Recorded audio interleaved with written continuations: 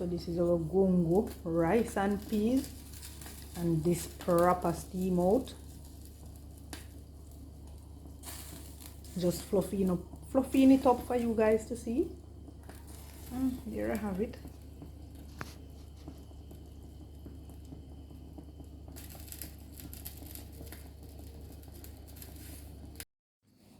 Well, hello everyone, welcome back to Miss Polly's kitchen. Donga Yadia, Donga Jamaica, Donga Jam Dong. Alright, so in today's video I want to teach you how to make gungo rice and peas. And I'm talking the fresh gungo. As you can see right here, I have my garlic cloves because you're gonna need that. I have scotch bonnet pepper.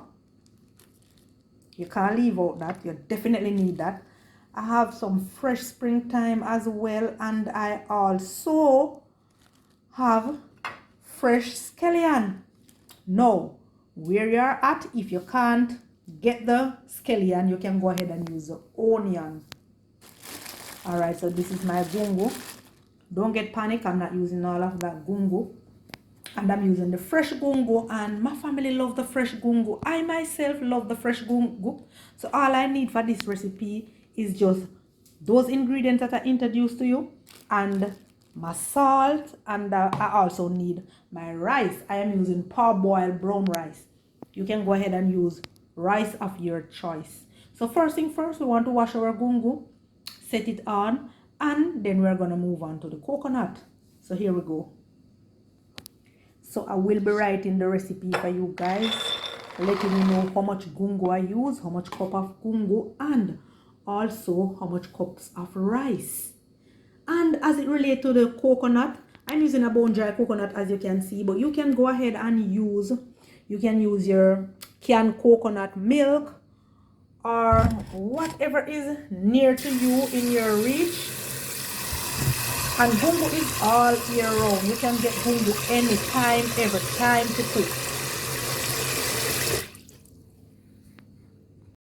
So next thing guys, if you are washing your gungo and you see the gungo piece swim up on top, that means it is not good. That means the worm has been eating that one. So that one is definitely not good. So these are pretty, big and pretty. Yeah, we always have gungo down a yard. Yeah, you don't know. A man just throw gungo seed in them backyard and it just grow without you plant it.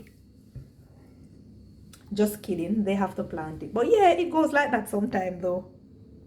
So after finish washing my gungo, I'm just going to add it to the pot. Then I'm going to add some water to it. And I'm going over to the stove. So what I'm going to do now is to just light my stove. And just cover. I'm going to deal with my garlic and my coconut. Alright guys, so I'm grating a piece of ginger. This is optional. You don't have to put it in your gungo rice and peas, but I love to use my ginger. And you know ginger have a lot of health benefits. So I continue to use my ginger. I'm going to just crush my garlic cloves and I'm going to add them to the pot.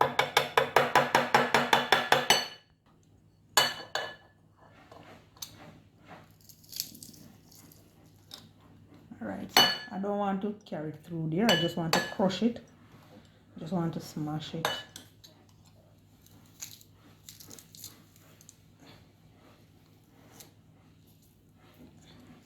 Alright, so I didn't want this to happen. I didn't want it to go through there, but nevertheless.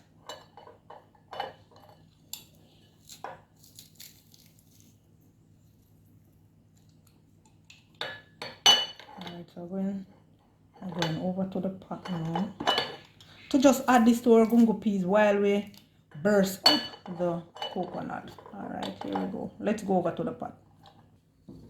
Alright, so we're going to add our ginger and garlic to the pot.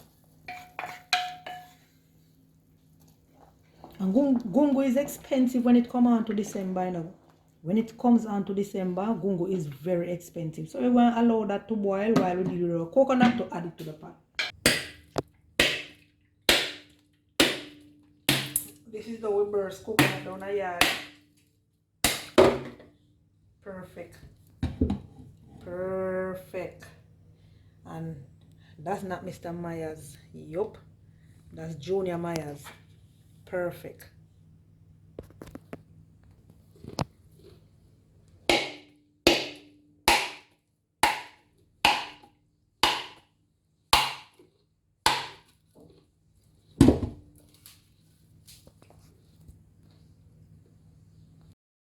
Alright, so what we're going to do now, we're going to ox out our coconut.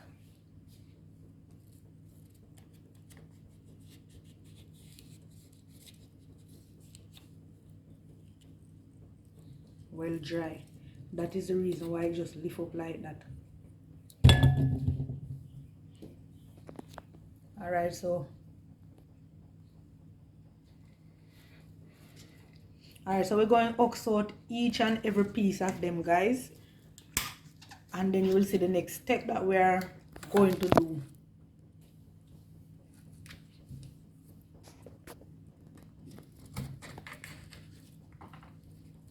And this is bone dry, so that is why it lifts off so easily.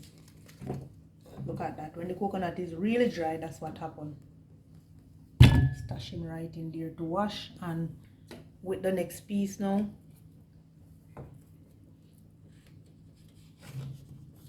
really dry. So as soon as the knife go underneath it, it just lift right up. Alright, that is it.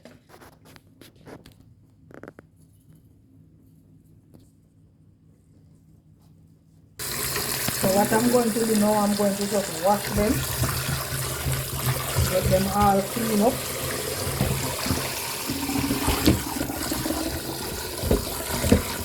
I don't know, this is like more on great tight, you know. But anyway, we're going to wash them, cut them up and blend it. That's the easier way. Alright guys, so what I'm doing now is just to cut up the coconut in bits and pieces. I don't have to cut it so fine, you know. I don't have to cut it so fine, because my blender can manage.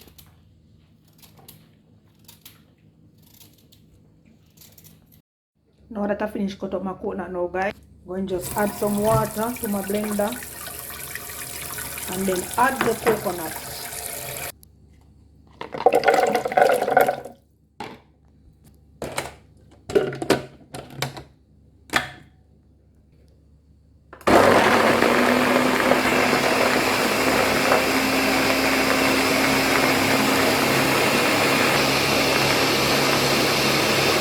Alright, now we finish blend our coconut.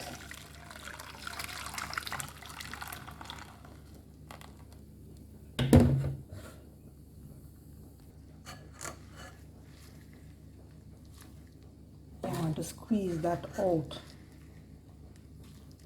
And don't throw away your coconut trash. Remember, you can make a toto with the trash of the coconut.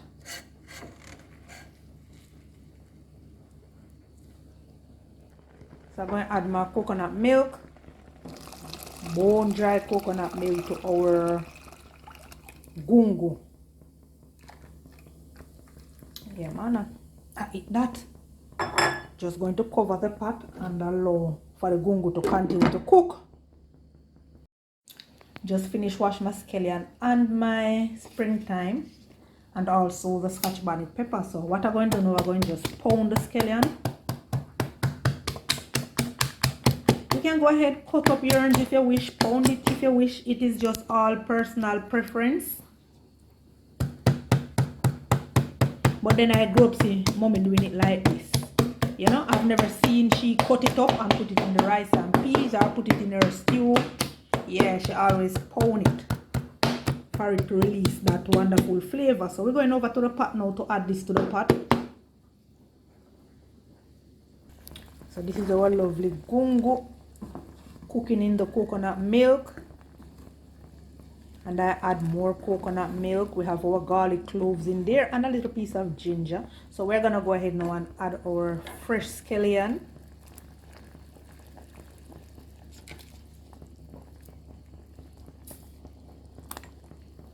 Springtime and the scotch bonnet pepper.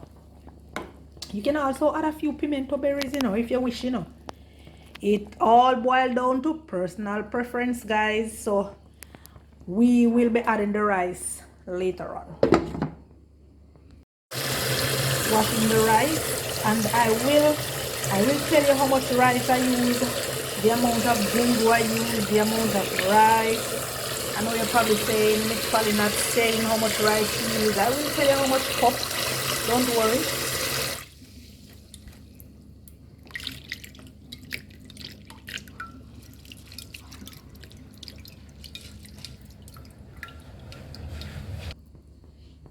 Can I tell you the scent of the pot? Wow.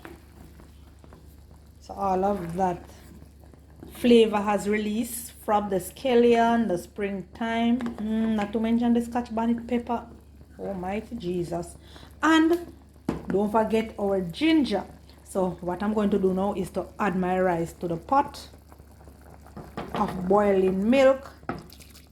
So I want to gently add because we don't want it to splash and burn us.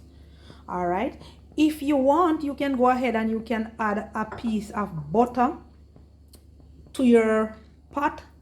I don't generally do that when I'm doing rice and peas and using my bone dry coconut, because the coconut full of oil, and if you look clearly on the top you see a lot of oil.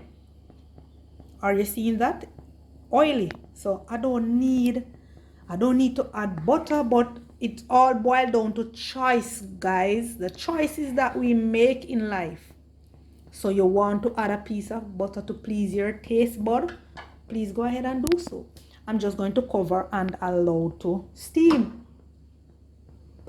So at this point your stove should be turned down. Your stove should be on medium. Let's check in with our rice. And voila, it is steaming down nicely.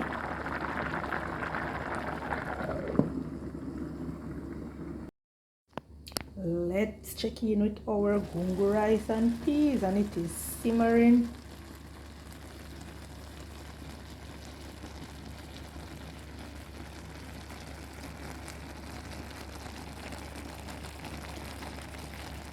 So I'm going to just close it back and allow it to continue to steam out.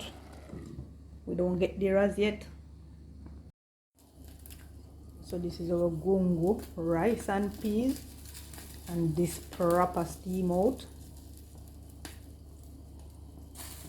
Just fluffing it up for you guys to see. There I have it.